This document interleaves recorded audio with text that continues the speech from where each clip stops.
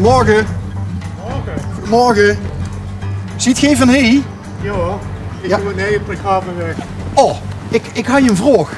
Ja. We zien overal hé, zien we bij lui posters achter de route hangen van het Grindgat Haanveld. Ja. Heb je er ook een? Hè? Ja hoor. Wat is los? Ik kan er beter heen kijken. Oh, kijk. Ik had me trouwens nog niet voorgesteld. Ik ben baas van Arlijn. Ja, dat weet ik, want ik kijk er ook in mijn. En met wie heb ik het genoegen? Jo Bauer. Jo Bauer.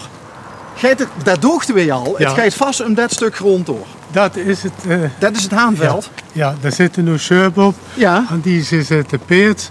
Daarboven is de grote boslocatie. Ja. Was 2 jaar geleden aangeplant door de gemeente Landgraaf. En daar wil het bedrijf uit Hoensbroek daar een grindgroeve gaan maken. Met alle gevolgen van die natuurlijk.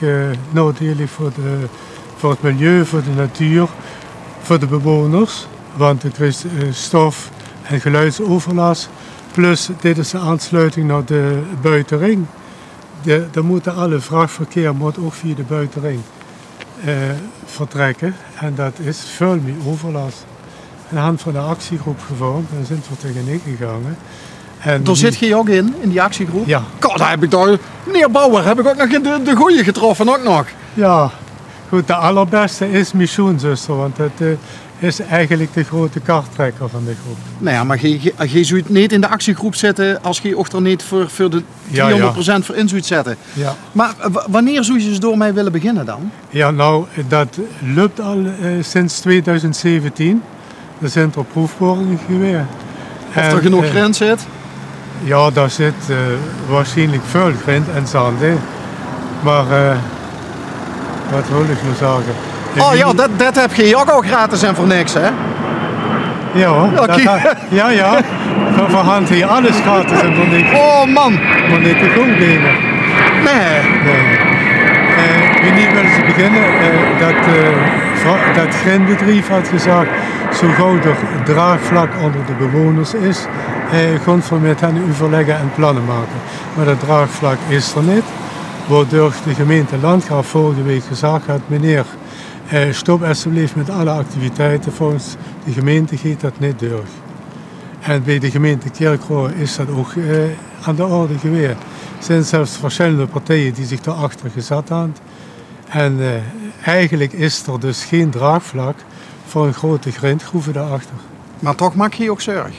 Ja, nog steeds, want ik had het idee dat de provincie Limburg de vergunning moet verlenen.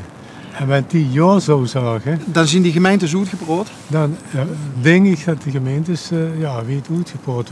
Tenminste, wanneer de provincie aannemer kan maken dat dat een ontzettend groot economisch voordeel is wat boven milieu gaat.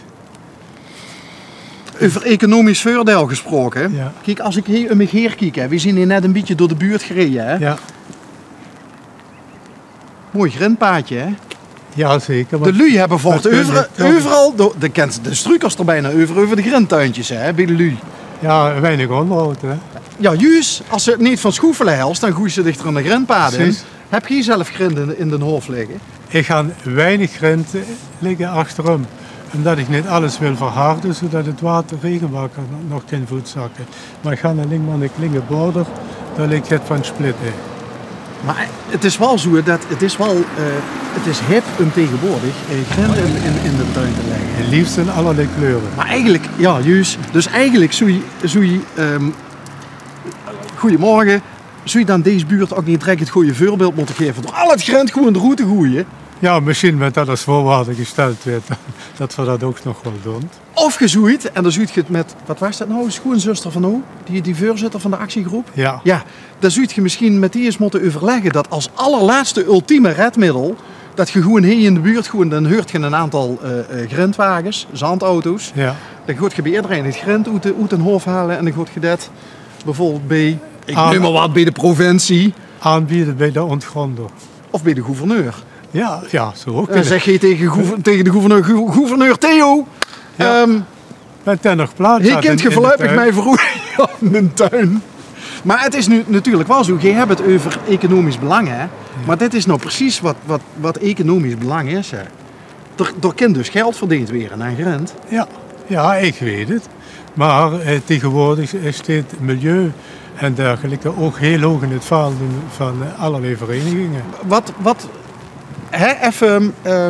Ik wil even met nog mij denken, hè? In ook situatie verplaatsen. Ja. Als ze door een grindgroeve gaan maken, wat zou je, daar heb je natuurlijk ook, als je slum ziet, heb je ook huiswerk gedaan. Wat is het effect voor het milieu als door zo'n enorme krater komt? Nou, ik woon al 45 jaar op de Gravenweg daarachter. Ik ga al 45 jaar elke dag naar buiten gekeken. En ik heb dus allerlei dieren gezien. Zoals reigers, zelfs een vos, kieviet. En al die dieren die zullen verdwijnen, want door elke dag dat kabaal is en de stofoverlast en grote gaten gegraven worden. De schapen zullen waarschijnlijk vertrekken. Wat met de manege gebeurt, weet ik ook niet. De grote boslocatie die pas aangeplant is, die zal ook moeten verdwijnen voor dat grind gaat. Hebben ze door net bos aangeplant? Ja, 2 jaar geleden. Dat is de grote boslocatie die van Rimburg over Woubach eindigt. Dat zou je dus een soort van verbindende bos moeten weren tussen van Rimburg naar Hee. Ja. En daar zou je dan een gedeelte van verdwijnen. Ja, ik neem aan, want toch gegraven werd, dat al de jonge aanplant gaat verdwijnen. Nou heb ik een beetje, meneer Bouwer, ik heb een beetje vanuit mijn eigen omgeving ervaring met zandgroeves en grindgroeves. Als ze er eenmaal zien, dan gaan ze meestal langer door als dat ze in eerste instantie... Precies. Pak maar Sibelco in Heerlen. Ja, en daarbij verwoenen door, ik ben dus ook al 70, misschien 5 jaar. Wie weet, dat we daar wonen. Maar ik zal dus nu mijn ganse leven lang, wanneer ik hier blijf wonen, tegen die grindgroeven moeten aankijken, daarmee moeten leren leven. Heb je tekeningen gezien? Van hoe ver kunt die grindgroeven dan heen naar de weg toe? Ja, dat is nog niet zeker, want het is nog allemaal in planning. Ze zouden dus wel een geluidswal doormaken tussen de groeven en de weg heen. Dus wat het precies kunt, weet ik niet, maar het zou op dat stuk zien. Wat verdikkie. Moet er nog lui weken die er wonen? Ja, die lui die daar wonen, dat is het bijvoorbeeld een merk. En die moeten in elk geval waarschijnlijk delen van hun grond afstoren. Of bij de boer werd de pacht niet meer verlengd na verloop van tijd. Maar het is in elk geval een hele grote ingreep op de natuur. Daar kan ik me iets bij voorstellen, ja. Ja, op alles eigenlijk. Ja. Leefomgeving, natuur, milieu. Op bestemming. Ja. Ja. En onze economische waarde van de huizen is natuurlijk ook schrikbarend achteruit. En de handveer dus gespaard voor de oude dag. Ja. Ja, dat mag we dus niet vergeten, dat stukje eigen belang. Dus wat ook betreft moeten ze dat economisch belang nog maar eens heel goed gaan aantunen. Ja, ik denk dat er in een gebied waar zo weinig natuur nog is als we in Landgraaf Kerkroo, tenminste binnen de agglomeratie, dat ze dat ongemoeid moeten laten en toch moeten gaan zoeken in gebieden waar de bewoonde wereld een stuk verder weg is. Nou zijn net de provinciale statenverkiezingen geweest, hè? Ja. Heb je gestemd? Ja. Mag ik vragen wat? Ja, ik mag dat vragen, denk ik, maar God, je mag er ook antwoord op geven. Ik laat ik het algemeen, ik heb gestemd op die mensen die in de gemeente ook achter ons belangen stonden. Kijk, ja. Want dat was mijn volgende vraag. Ja. Speelt dit al binnen ook de politiek heen? Ja, erg, heel erg. En stonden die politici ook aan onze kant? Van de gemeente Kerkroo, van de gemeente Landgraaf, in elk geval wel. Dat hebben ze zelfs schriftelijk bevestigd. Dus het zou zomaar kunnen zien dat dit dadelijk nog, als dadelijk iedereen weer op de juiste plek zit en zo en gewend is aan het plus Ja. van het gouvernement, dat dit echt een serieuze zaak wordt binnen Provinciale Staten. Ik weet het niet, dat ligt dus...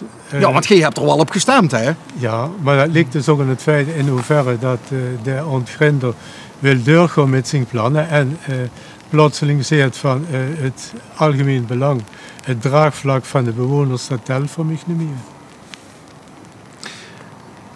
Ik denk wel dat je op tijd in actie ziet gekomen. Ja, ik denk het ook, maar omdat het al zo lang speelt, zijn het vier er pas ontzettend laat achtergekomen, ook ontzettend laat geïnformeerd wat nu gaat spelen. Maar ja, we gaan in elk geval heel veel steunbetuigingen, niet alleen van Diswijk, maar ook van de achter in Landgraaf, van de mensen die daar in de Haanweg wonen en van het Hoefveld daarachter, die stond er allemaal achter.